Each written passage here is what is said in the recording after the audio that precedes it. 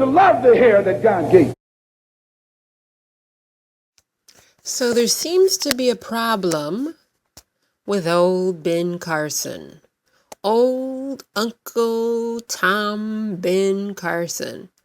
Now, what they're finding out, pretty much make this long story short, he created this big fantasy of who he was. And now they're finding out that all of it is lies. And in a way, I'm kind of glad it's lies because, I follow politics and I just thought to myself, oh my God, is this nigga serious? Is he really this big of an Uncle Tom? And the answer is, yeah, he probably is. But, let's go over a few of his lies. One of the lies was that in the 60s, when during the marches and the segregation, when all the other poor black people were having their Holocaust, this stupid idiot coon says that he didn't get involved in that kind of a thing because he was a higher thinker and he read books. Now, excuse me, as if reading a goddamn book is going to save you from the billy club of a racist, right? I didn't know that, but you know what? Now I guess I know that. So when some racist cop comes up to me and tries to kill me, I'll say, woo, hands up, don't shoot. No, yeah, by the way, here's a book, and that'll save me. So anyway, but to add to that, so basically what he's doing is pretty much chastising the other Negroes, because how dare you other Negroes, how fucking dare you sit up there and march down the street for your rights? How dare you want the opportunity to vote? How dare you want the right to be treated like a human being and have all of the other God-given rights that should be given to any man or woman, right, that walks the face of the earth? How fucking dare you? So, of course, he had to let the white people know that he wasn't a part of that. And this is what makes him so dangerous and so sickening. But when you have a black person who so desperately wants white approval to the point that they will say anything and that they will do anything that is disingenuous, it's intellectually dishonest, just that sort of behavior, that kind of thought process in and of itself is just goddamn dishonest. The hell with the story being dishonest, right? But it is. But then he takes it even a step farther.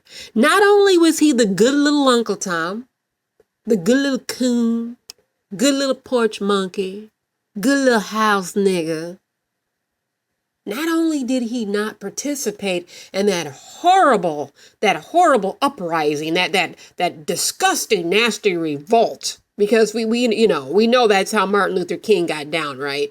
This is sarcasm, right? Okay, so because we know, that MLK was a thug. If anybody was a thug and disgusting and despicable at that time, it was the white people. It was the white cops who were taking out their billy clubs and killing people and beating people and hosing them down. To me, those were the thugs at the time.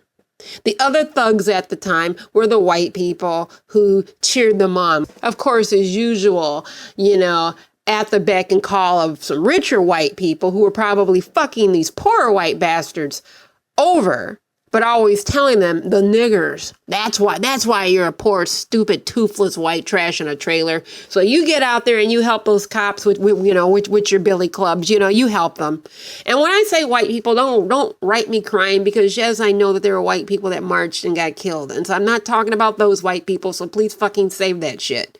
Okay? What I'm talking about are the racist ones down there who were doing the damage. Those were the true, actual thugs. But he plays this false fantasy narrative that a lot of white people have in their mind, Republican and Democratic alike, of the non-threatening Negro, the one who denies their own pain and their own history, racism, past and present, to make a Caucasian feel comfortable, because that is the brainwashing that's done in this society. Everything is done to make white people feel comfortable. But he takes this bullshit narrative even a step farther, as to say that not only did he not participate, he protected white students. He hid them. I mean, my God, you know what? He was like the Black Harriet Tubman in reverse, only this time he wasn't taking the Negroes up north for freedom. No, he was taking these white people. He was saving them. He is like the special magical Negro. You know, he's like that black dude. He's like Bagger Vance from The Legend of Bagger Vance. He's like that black dude from the Green Mile. He's this magical Negro, you know, that comes out of nowhere and helps the white man. But of course, in the end, he gets killed. But anyway, so that's what he is. You can have white friends. You can like white people. But you can't do it at the expense of who you really are. You would never see a Jewish person do this. You would never see a Muslim person do this. Never. You would never, ever see any other race ever deny their Holocaust, ever deny the horrible things that were done to them. And my thing to people is, what the fuck are you shocked about? Of course his goddamn stories are lies, because you know what? The magical Negro doesn't fucking exist. These are lies. He is a fairy tale. Just like when you're a little girl and you read all these stories about, you know, how Prince Charming is going to come on this white horse and save you. This perfect guy from the fairy tales. And guess what? He doesn't fucking exist. And oh, the sadness when you realize that. So that's what this is about.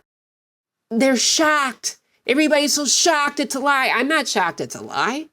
He was feeding you a line of fucking bullshit. He was this magical Negro that every white racist fucking Republican has created in their goddamn mind. And I'm telling you, and Democrats are no fucking better. Okay? Maybe they don't expect their Negro to be that magical, but they still expect the subservient, in your place kind of Negro scenario. Okay? In every stage of life. So the bottom line is, I think it's kind of funny. I guess the jig is up. But on the same token, these racist ass white Republicans are going to hang on because they love the fantasy so much. They love the fantasy of this mythical fucking black Negro creature right out of goddamn Disneyland, out of the Uncle Ben Carson Disneyland, that just doesn't fucking exist. And really, just think about it.